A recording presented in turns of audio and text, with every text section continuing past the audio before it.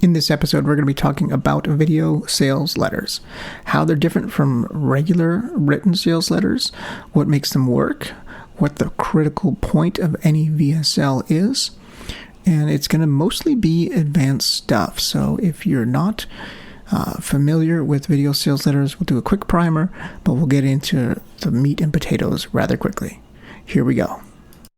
Welcome to Health Business Mastery, the Creative Thirst podcast. I'm your host, Bobby Hewitt. Anyone selling in the direct response space is familiar with video sales letters, or VSLs. If you're not familiar with what they are, the concept is very simple. Basically, a sales letter is performed or acted, a voice actor then reads the sales letter word for word, and that gets turned into a video. At Creative Thirst, we've looked at many video sales letters. We've optimized dozens of video sales letters over the years, all for the dietary supplement space. And there are some definite common elements that stand out. Selling with a video sales letter is actually very different than selling through a long-form sales page. So you can't really just take a long-form sales page and have it recorded and you have a video sales letter, although many people do. For one thing, some of the differences are the consumption of the sales copy. Consumption of a video sales letter versus a long-form text sales letter is very, very different. On the long-form sales letter side, the prospect is reading, and on the video side, the content is being read to you. That's pretty much the obvious, right? But there's some subtlety to it. In a long-form sales letter, the reader is actually free to skim and scroll, and in most cases, even see what the offer is before really reading any of the sales pitch. They basically can go anywhere on the page. A video sales letter puts the blinders on.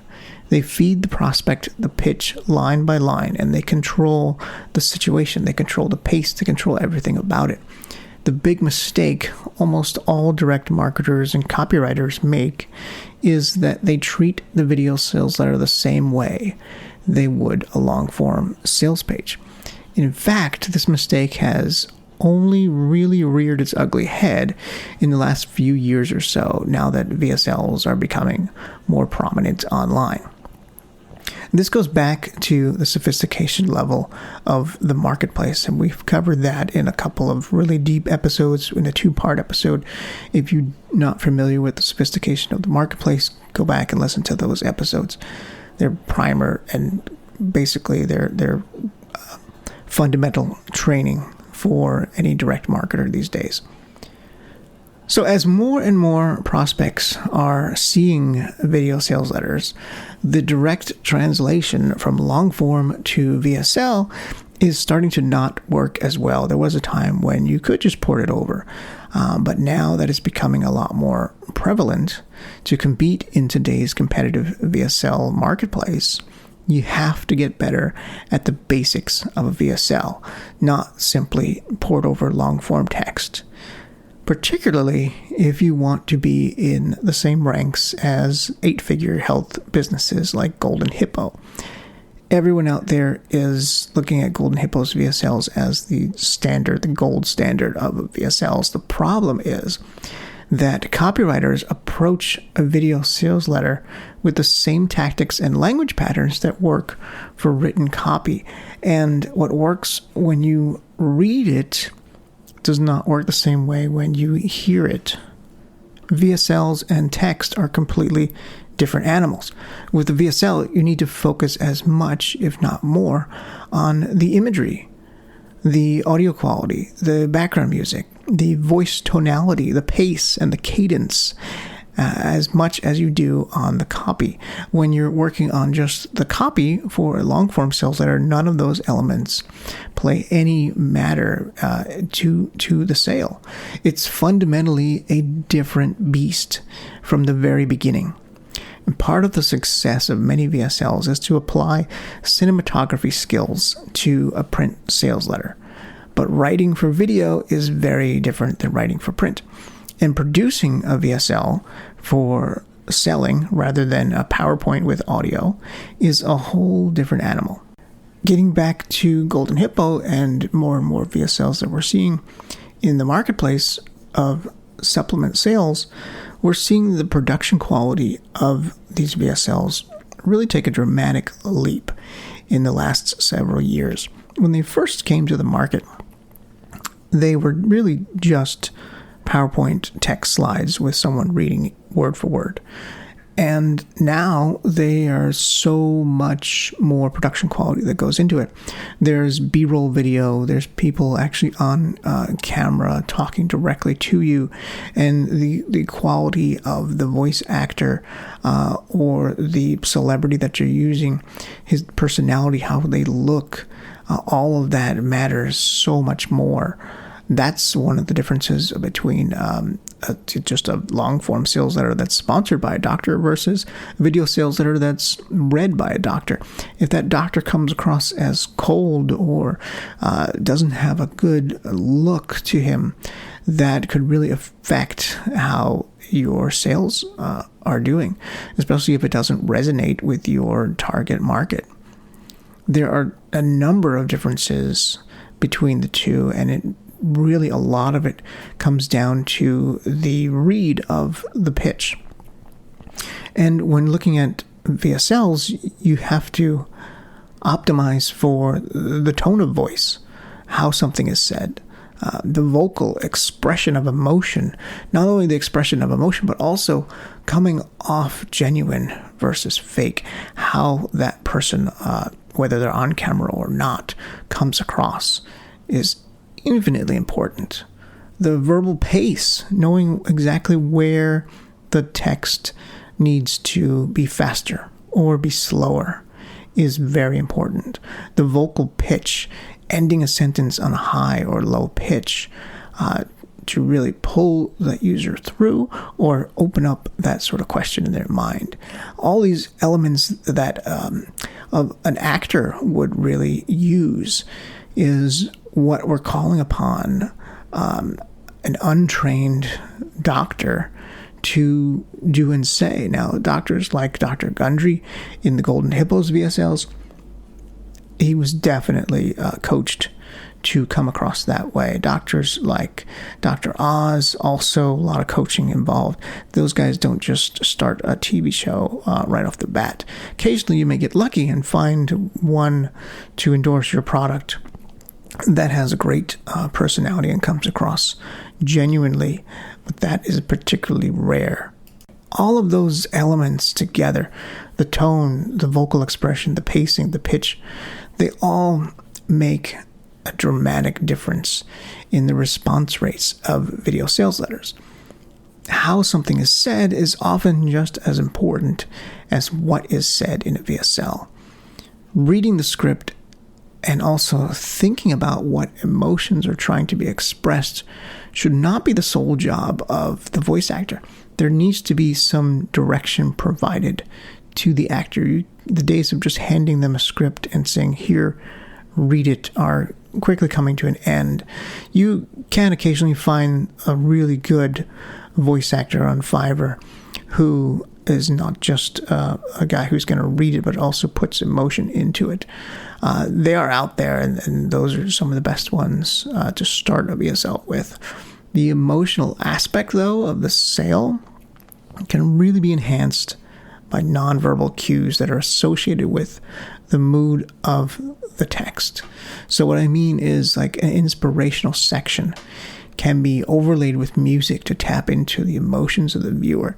This is another area where it's being leveled up beyond just a PowerPoint deck and some audio. So let's cover what are the critical elements of a VSL. The first 2 minutes of any VSL is vital, and it's one place that you absolutely want to test not only a different copy, but also a different pace. The pace or speed of delivery is quite important. A video sales letter typically has video fatigue set in at some point because these VSLs are, on the short range, they're 30 minutes. On the long range, they're over an hour. So the viewer literally starts to lose interest and they get tired of watching. Again, all these little tricks can be used to make it more compelling. Compelling copy has always been the solution to reading fatigue in the long form world, but in the video world, it's not just compelling copy alone, but it's also the pace of that copy, which is why pace should be something that you test. And other elements as well. Some things, like we spoke about, like the B-roll, putting B-roll in at critical points, putting music overlay in at different points. One of the things we do to analyze VSLs at Creative Thirst is we look at the video playback rate minute by minute, and we're actually pathing the drop-off points along the entire VSL, and we're looking for cliffs. And we're looking for things where people slip off and bounce off the page at different points. And then we're tracking that back to the copy and to about 10 or 15 minutes prior to that drop-off point to see what fatigue elements are common and why people may have left at that point. Because if you could smooth out those cliffs and pull more people through to your offer, you can get more sales. Now, a lot of people think, well, let's just make the VSL shorter. And that's not the case. In every test we've done, that it has always lost. The reasoning there is the person is not really sold. So again, going back to the long form text page where they can just skim and look at the page, they can miss giant sections of text and not really be convinced to buy. And that same thing is happening when you shorten a VSL too much. So don't be afraid of those 45-minute to 60-minute VSLs. I probably don't have to tell anyone listening to this that, because you are probably a seasoned direct response marketer who's been using VSLs for years. So the second area in a VSL where pace becomes an issue is at the point where your copy goes into the science of your product. One way to keep those eyes from glazing over is through the speed of delivery. Sometimes you can adjust this in post-production, but other times it sounds a bit odd and forced. So the better approach is really to coach the voice actor on when to quicken the pace and when to slow down the pace, which is more natural sounding pace. A point where you want to slow down the pace is at the point of the offer, specifically when the offer is being made. The next time you're looking to test your video sales letters, I hope you consider testing elements like pace and tone and expression and pitch before you run off to do new copy. Those are the little things that make human expression, language so fascinating. And oftentimes how we say things is just as important, if not more important, than what we say. So assuming that your voice actor or doctor has the pace, the tone, and the emotion down, that they really nailed that, the areas that you want to focus on for a VSL and the key areas that you're going to want to test are the beginning. The first 2 minutes, as we mentioned, are critical. This is essentially akin to a lead copy test, testing different leads in the VSL, because during the first 2 minutes is where you'll see the biggest drop-off in your video stats. From looking at dozens and dozens of video statistics of VSLs, this is the one common element that every single VSL has. It's those first big drop-off cliff. The more people you can get through the VSL, the more people you can get to watch the VSL to your offer point, the more people will buy. However, it's not just about getting the numbers through. This is another common mistake. You can do things like speed up a VSL and get more people to the offer point. You can do things like cut copy out, get more people to the offer point. But you have to temper that with, if you're getting people to the offer point and they're not fully sold, they're not going to buy. So you can basically kill your VSL by cutting too much or speeding it up too much or not really thinking through from the point of the structure. And the structure really comes back to the copy and the sale of that product. Going from the problem to the solution and then to the offer and the close. If your VSL is generally converting okay, then testing those first 2 minutes, doing a new lead will absolutely amplify it. It will pull people through to an already converting VSL and get them to buy, or get more of them to buy. If your VSL is doing poorly, it often needs a completely new approach. Fixing the lead may not be enough. You really kind of want to look at the stats of the VSL, looking at something like a Vitalytics or a Wistia, and seeing how far people are getting.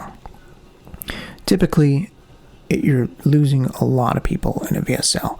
Those are just the facts. Because you're forcing someone to watch it, because it's typically 30 minutes or longer, you're going to have a lot of drop-off. It's going to be a compression rate that's going to go down, hopefully on a smooth scale, other than the first 2 minutes, which is the big cliff we talked about.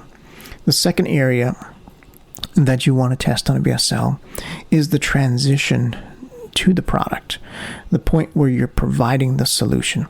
So the beginning of the VSL is the hook and the kind of the juicy beginning and the captivating aspect of it and the education of it. This is the problem. This is why you have the problem. This is what can solve the problem. But the transition that goes from the problem to your specific solution, to the supplement solution itself, is the critical point I'm pointing out here, because that's the point that you're actually letting the cat out of the bag. That's the point where the audience, the viewer of that VSL, is finally seeing that, oh, you're selling to them, you're being sold to. Up to that point, it's really informational, it's really educational, it's really infotainment until we get to that point. And that point is where you'll see the next big drop-off, or the typical drop-off is where you see. If you're seeing drop-offs before that, then there's something else wrong with your VSL that's more part of the structure, or it gets boring or confusing. But the handoff to the product is perhaps the second most important critical point beyond the first 2 minutes.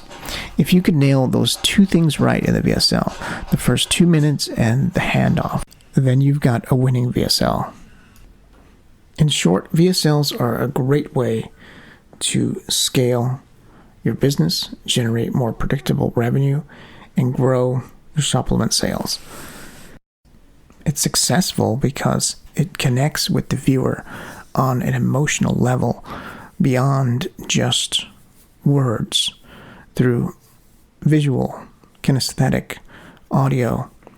The viewer is fully immersed in your sales message. If you haven't given VSLs a try, maybe now is the time to jump in. If you are a seasoned pro at video sales letters and you're not looking at your stats of the first 2 minutes and that transition point, those are two of the top 5 points that we look at in a VSL when it comes to statistics and data. If you're not doing that already, I encourage you to pull your stats, look at where you're running the videos, look at how far the traffic is getting, comparing that to the conversion rates, not just looking at how many people are converting from a VSL as a whole, but looking at the VSL in terms of parts is the key to optimizing a video sales letter in today's marketplace. Creative Thirst is a direct response digital agency focusing on conversion rate optimization and A/B testing. We work with dietary supplement companies who are struggling to maximize the profitability of their funnels so they can scale. Through the last 7 years in the online health space, we've optimized many dietary supplement businesses. And in that time, we've uncovered the 3 critical funnels for success. We put together that information in a free digital download called The 3 Funnels Every Health Supplement Business Needs to Build a Multi-million-dollar Empire. You can get that free report by going to creativethirst.com. Scroll down to the appropriate section and click on the blue Get Your ebook button.